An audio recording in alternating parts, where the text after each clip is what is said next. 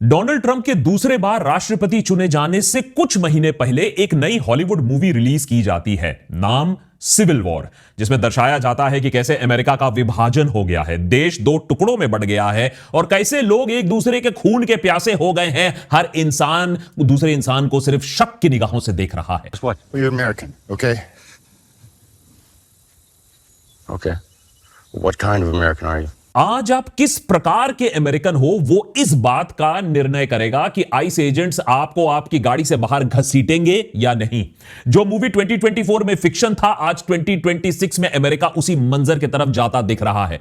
अगर कोई आपको देश का नाम ना बताए तो यह दृश्य देखकर आपको लगेगा कि यह communist China, Russia, north Korea में बर्बरता घट रही होगी। नकाबपोश फोर्सेस बिना परमिशन, बिना पेपर वर्क, अपने मनमानी से लोगों को सड़कों से, मॉल से, पार्किंग लॉट से अगवा कर रहे हैं, बिना कुछ पूछे, बिना वेरिफिकेशन के। बस अगर चमड़ी का रंग, बोलने का ढंग अलग है तो आप कस्टडी में। अब इसके बाद क्या होगा वो भगवान भरोसे है। आप कस्टडी में अपना दम भी तोड़ सकते हो, कोई बचाने वाला नहीं होगा। लेकिन इलीगल्स तो ओबामा ने भी अमेरिका से बाहर निकाले थे, इससे कई गुना ज्यादा बाहर निकाले थे, लेकिन इतनी बर्बरता और ओपन हैरेसमेंट के बिना। तो अब यह सब जानबूझकर क्यों हो रहा है?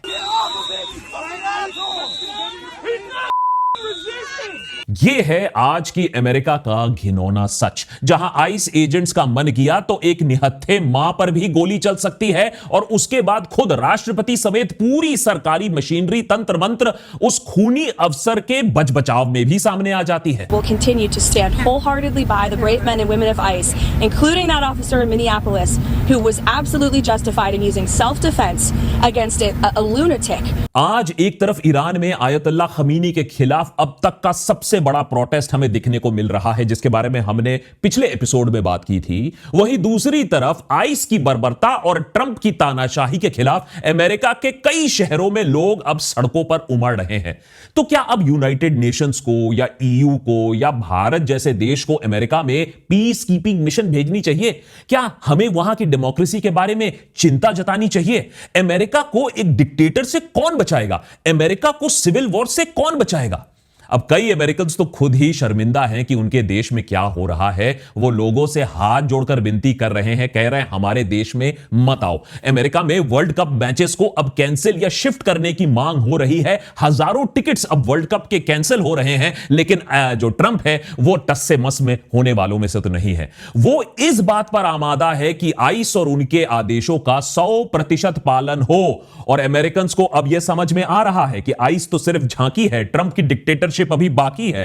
फैक्ट तो यही है कि ट्रंप एक बहुत बड़ा षड्यंत्र अब रच रहे हैं सत्ता में बने रहने के लिए। और यह खेल अगर सारे अमेरिकन ने जल्द ही नहीं समझा तो सच में एक सिविल वॉर मूवी नहीं रह जाएगी, वो हकीकत बन जाएगी 2026 आते आते, 2027 आते आते। इसीलिए देशभक्त के एपिसोड में आज समझेंगे कि आइस आखिर है क्या और दिक्कत क्या है अगर वो इलीगल्स को बाहर कर रही है। क्या हुआ रेने निकोल गुड के साथ, जिसकी वजह से आज अमेरिकन आग बबूला है?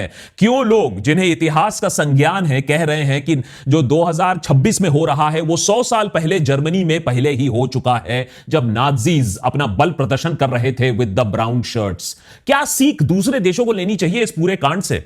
क्योंकि हिटलर की जर्मनी नहीं, ट्रंप की अमेरिका भी दिखाती है कि डेमोक्रेसी को कितनी आसानी से कुचला जा सकता है। फाइनली क्यों अमेरिकन्स ने, अमेरिका की जनता ने यह दिखा दिया है कि डेमोक्रेसी का फाइनल कंट्रोल न विपक्ष, न कोर्ट, न मीडिया, न ट्रंप के हाथ में है। जनता अगर चाहे तो बड़े बड़े तानाशाहों को भी नोटिस पर डाल सकती है। नेता टाइप आधा काम मत करो, सब्सक्राइब के साथ साथ बेल आइकॉन भी दबाओ। अमेरिकन गवर्नमेंट की इमिग्रेशन एंड कस्टम्स इन्फोर्समेंट, प्यार से मेरा मतलब है नफरत से अमेरिकन इसे आइस बुलाते हैं। आइस का काम है जो इलीगल इमिग्रेंट्स अमेरिका में बैठे हुए हैं उन्हें पकड़ना, उन्हें डिपोर्ट करना। यूसी अमेरिका में भी आज वही खतरे वाली राजनीति चल रही है, अस वर्सेस देम, 80-20 का खेल चल रहा है और खतरे से जो बचाने वाला होता है वोट उसे ही मिलेगा। और इस खेल के फिलहाल जो महारथी हैं वो हमारे प्रेसिडेंट डोनाल्ड ट्रंप है। जब दूसरी बार वो सत्ता में आते हैं, सत्ता की बागडोर उनके पास आती है, तो ट्रंप अपने वोटर्स को किए गए सबसे बड़े वायदे पर अमल करने लगते हैं। आइस को खरबों डॉलर हथियार और पावर से लैस करके ट्रंप चले अमेरिका को साफ करने। रिपब्लिकन्स ने इलेक्शन में भारी जीत इसलिए हासिल भी की थी क्योंकि उन्होंने यह सेंसिटिव मुद्दा उठाया था।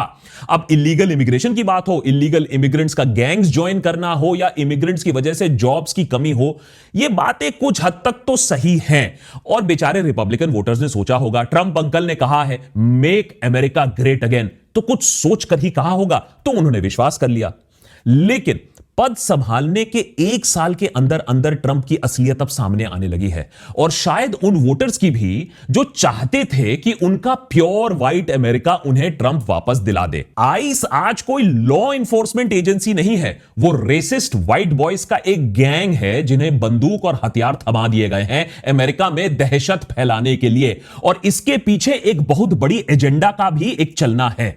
इलीगल इमिग्रेंट्स को पकड़ना कम, दहशत फैलाना ज्यादा बड़ा प्लान है। इसीलिए अपनी बेटी को स्कूल छोड़ने गई एक मां आइस की बर्बरता की शिकार होती है। राह चलता इंसान हो, शॉपिंग मॉल में काम करने वाला इंसान हो, उसे बस पकड़ लो, उसे किडनैप कर लो बिना सवाल पूछे। यह पागलपन इतनी चरम तक पहुंच गई कि आइस के गंवार ऑफिसर्स ने एक native Indian American citizen of America को डिपोर्ट करने की कोशिश की। अब ये जो नेटिव इंडियंस होते हैं वो हजारों साल से अमेरिका में रहते आए हैं, गोरों से पहले से वहां थे। अब आइस उन्हें कहां भेजेगा? इंडिया। आइस के तरीकों को लेकर अमेरिका में काफी पहले से ही गुस्सा था, लेकिन फिर 7 जनवरी को वो हुआ जिसका डर सबको था। अपनी बेटी को स्कूल ड्रॉप करके 37 साल की रेने निकोल गुड वापस लौट रही थी जब उनका सामना आइस एजेंट्स के साथ होता है। अब आइस एजेंट्स का कहना है कि उन्होंने सेल्फ डिफेंस में एक्शन लिया, लेकिन वीडियो फुटेज जो प्रेजेंट है, जो हजारों लाखों लोगों ने हजारों लाखों एंगल से देखा है, उससे यह बात साफ होती है कि वो जो रेने है वो वहां से सिर्फ निकल रही थी, किसी पर अपना गाड़ी नहीं चला रही थी। वो यूएस सिटीजन थी, लेकिन फिर भी आइस एजेंट जोनाथन रॉस ने गुड के चेहरे पर 3 गोलियां दाग दी। लगता है आइस एजेंट रॉस को ऑर्डर देने का बहुत शौक है। अब ऑर्डर का पालन एक महिला ने नहीं किया, आ गया गुस्सा, चला दी गोली। रॉस ने उसके बाद एक मरती हुई महिला को गोली मारने के बाद गाली बकी और वहां जो आइस एजेंट्स प्रेजेंट थे वो डॉक्टर्स को रोकने लगे वहां तक पहुंचने के लिए।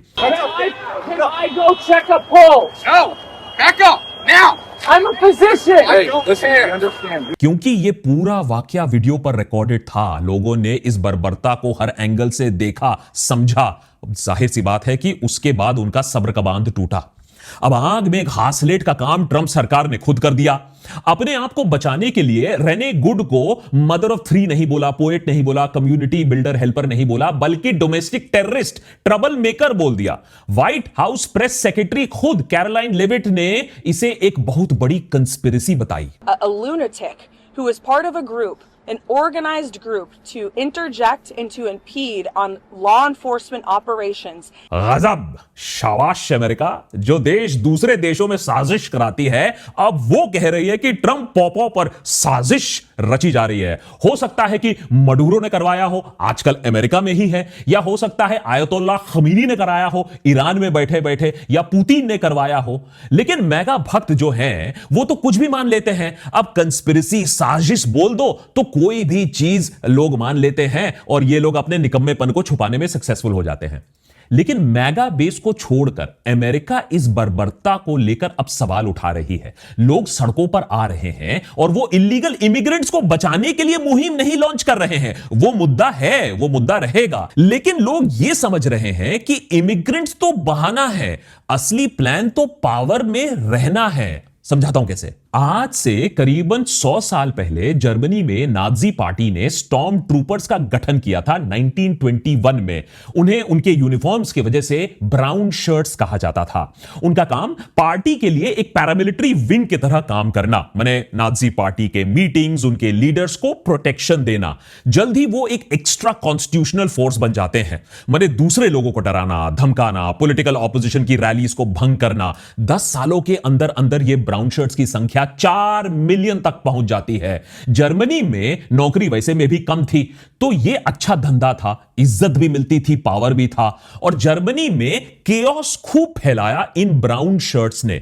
इसी केओस को संभालने के लिए हिटलर को सरकार चलाने का मौका दिया गया, और एक बार टोटल पावर हिटलर के हाथ में आ गया तो हिटलर ने पावर उसके बाद नहीं छोड़ा। बाद में ब्राउन शर्ट्स को भी डाइल्यूट कर दिया, लेकिन वो अलग बात है। बहुत से अमेरिकन पॉलिटिकल एक्सपर्ट्स का मानना है कि ट्रंप यही खतरनाक चाल चल रहे हैं आइस के साथ। हां, यह बात सच है कि आइस कोई एक्स्ट्रा कॉन्स्टिट्यूशनल फोर्स नहीं है, कानून के दायरे में है, उसे कानून से बनाया गया है, लेकिन जिस तरीके से उसमें भर्ती होती है, जिस तरीके से उसे चलाया जाता है, जिस तरीके से वो उन शहरों में ज्यादा एक्टिव है जहां डेमोक्रेटिक शहर है या ऑपोजिशन का स्ट्रॉन्ग होल्ड है, इसीलिए उसे कहा जाता है कि जो आइस है यह ट्रंप की एक प्राइवेट आर्मी की तरह काम करने लगी है, और वो जानबूझकर जनता को, देश को उकसा रही है। मिनेपोलिस में गुड के निर्मम हत्या के बाद आइस पर लोग और भड़कना भी चाहिए। अब तो आइस दादागिरी पर उतर आई है। अपना चेहरा तो वो पहले से ही नहीं दिखाती थी,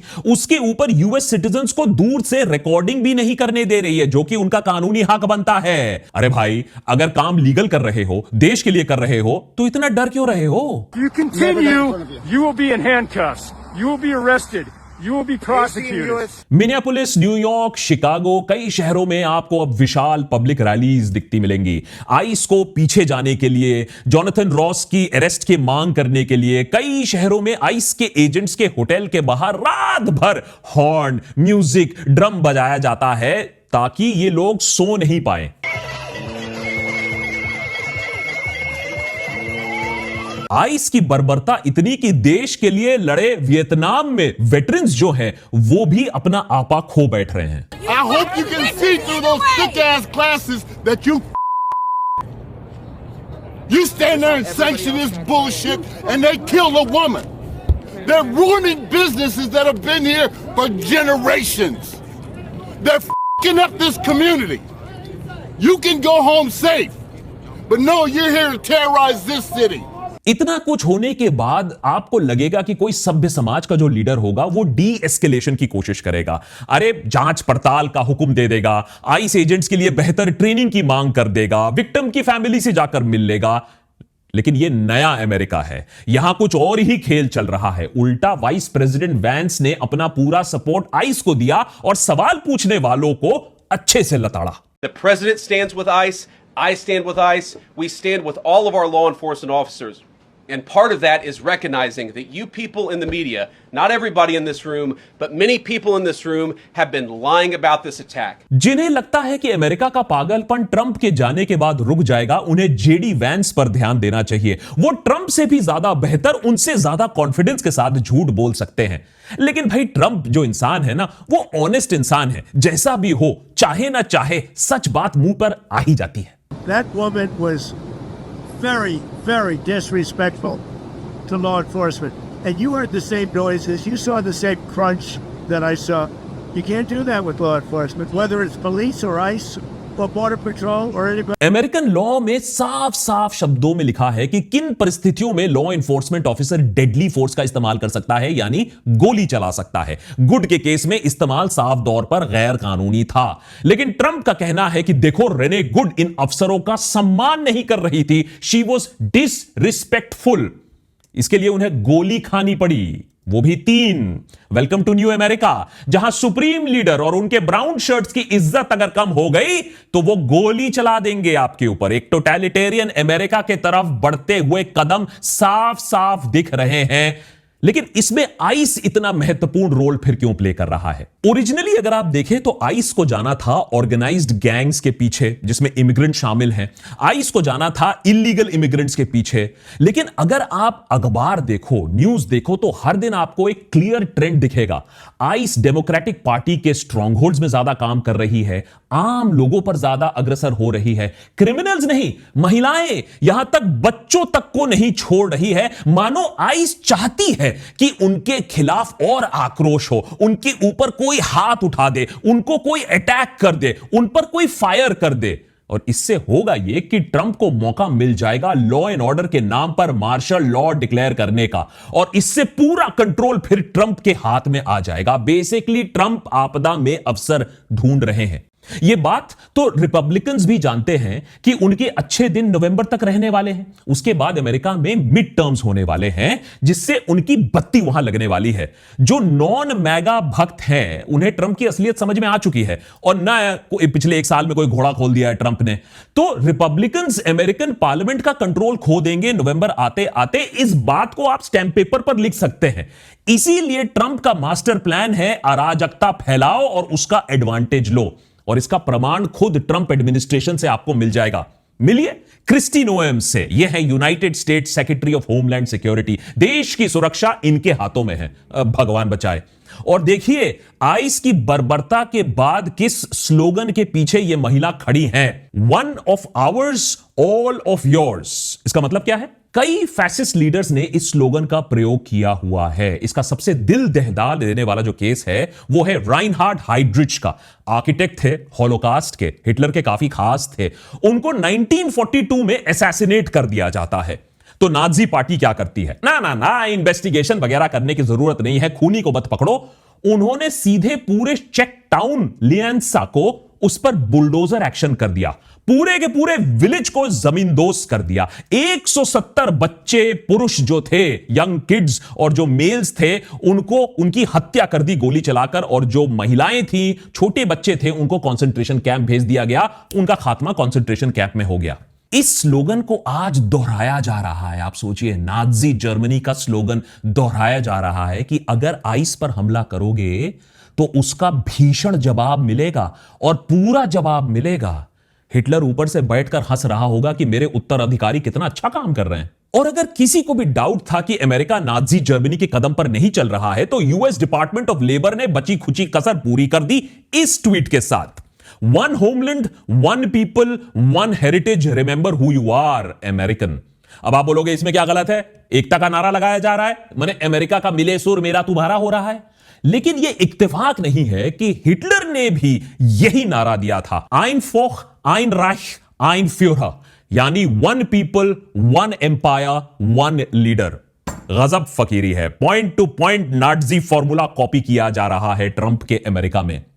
ऐसे कई और आपको संकेत मिल जाएंगे जो सरकार दे चुकी है कि अमेरिका अथॉरिटेरिज्म की चुंगल में जा रहा है। यहां तक कि वैंस ने यह भी कह दिया है कि देश में पॉलिटिकल ऑपोजिशन को टॉलरेट नहीं किया जाएगा। यह उस देश से जहां राइट टू प्रोटेस्ट वर्चुअली एक फंडामेंटल राइट मानी जाती है। First time, maybe in American history, an administration that is not going to tolerate political violence of any kind from anywhere. Hitler की तरह ट्रंप ने भी कई कदम ले लिए हैं, एकदम ditto copy. Make America great again भी जर्मनी से कॉपी है। किताबें बैन करना, यूनिवर्सिटी पर कंट्रोल जमाना, प्रेस को अपनी जगह दिखाना, इमिग्रेंट्स के खिलाफ एक्शन लेना और देश को संकट में दिखाना। अगर आइस के खिलाफ और प्रोटेस्ट होते हैं, कोई किलिंग हो जाती है, तो ट्रंप को वो संकट मिल जाएगा, वो एक्सक्यूज मिल जाएगा, और शायद उसके बाद इलेक्शन पोस्टपोन हो जाए, मिड टर्म्स हट जाए, या फिर क्या पता 2029 में खुद वही वापस आ जाए। संविधान जो भी कहे वो रीइलेक्ट होकर वापस आ जाए, चाहते तो हैं ही है। हिटलर की जर्मनी और ट्रंप के अमेरिका में लेकिन एक बहुत बड़ा फर्क भी है। 1930 में जब हिटलर अपनी चाल चल रहा था, तब जर्मनी के लोगों के पास कोई एग्जाम्पल नहीं था, कोई चेतावनी नहीं थी, कोई किताब नहीं था, कोई वार्निंग नहीं थी कि क्या होने वाला है। लेकिन यहां देखिए, 90 साल का हमारे पास इतिहास है, चेतावनी है, किताबें हैं, इसके बावजूद देश का एक बहुत बड़ा हिस्सा अराजकता की तरफ चले जा रहा है। और जब ऐसा होगा, अगर अमेरिका अराजकता की तरफ चले गया, तो पूरी दुनिया को इसका कॉस्ट बेयर करना पड़ेगा। फिलहाल ऐसे भी लोग हैं, कई लोग हैं अमेरिका में, और उनको हमारा सलाम, जो देश को बचाने की बात कर रहे हैं। वो समझ रहे हैं कि क्या हो रहा है, गेम खेला जा रहा है। और इसीलिए आप New York, Chicago, LA, salt lake city, हजारों लोग justice for Renee, ICE out, Trump must go के बैनर लेकर सड़कों पर हैं। लोगों को समझ में आ रहा है कि आइस एक आतंक का फोर्स बन चुका है। उनके डिटेंशन सेंटर में पिछले साल 30 से ज्यादा लोगों की मौत हो चुकी है। 2026 के पहले 10 दिनों में 4 लोग आइस के कस्टडी में मर चुके हैं। अब आप सोचिए, जहां महिलाओं के साथ जबरदस्ती की जा रही है और आइस बोल रही है कि हम इसके बारे में कुछ नहीं कर सकते। कुछ आवाजें अब आइस के फंड्स को रोकने की बात कर रही है, कुछ लोग रिफॉर्म्स की मांग कर रहे हैं, कुछ लोग ये क्रिस्टी नियम को हटाने की बात कर रहे हैं, मांग कर रहे हैं। अमेरिका की जनता इंसाफ की मांग तो कर रही है, वो अपना काम कर रही है, लेकिन ट्रंप सुनने वालों में से तो नहीं है और उसका खेल तो यही है, अराजकता फैलाओ वाया आइस, लोग दंगा करेंगे, मार्शल लॉ लगेगा। ट्रंप कुर्सी छोड़ने वालों में से नहीं है। देखिए कितनी जल्दी एप्स्टीन फाइल से ध्यान भटकाने में वो सक्सेसफुल हो गए। पहले वेनेजुएला पर अटैक कर दिया बिना किसी फ्यूचर प्लानिंग के, अब आइस का इस्तेमाल किया जा रहा है देश में अराजकता फैलाने के लिए। एप्स्टीन फाइल को लोग भूल रहे हैं। इस पूरे कहानी की एक और आयरनी है, ये देखिए, दो टॉप लीडर्स इस देश के इमिग्रेशन के खिलाफ इन्होंने जंग छेड़ के रखी है, क्रूसेड चला कर रखा है, लेकिन दोनों की पत्नियां खुद इमिग्रेंट्स हैं, एक तो शायद इलीगल भी है, जो इस बात को फिर से स्पष्ट कर देती है, प्रूव कर देती है कि अमेरिका को इमिग्रेंट्स चाहिए, क्योंकि बहुत सी ऐसी चीजें हैं जो अमेरिकन्स खुद कभी हाथ तक नहीं लगाना चाहेंगे।